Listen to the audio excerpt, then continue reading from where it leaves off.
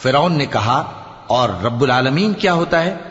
فرمایا آسمانوں اور زمین اور جو کچھ ان دونوں میں ہے سب کا مالک، بشرطے کہ تم لوگوں کو یقین ہو۔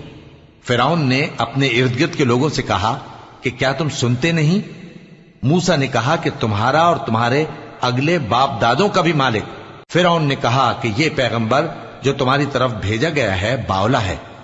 موسیٰ نے کہا کہ مشرق اور مغرب اور جو کچھ ان دونوں کے درمیان ہے سب کا مالک، بشرطے کہ تم کو سمجھ ہو۔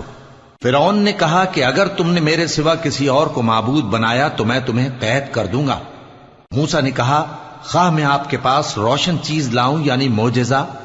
فرعون نے کہا اگر سچے ہو تو اسے لاؤ، دکھاؤ۔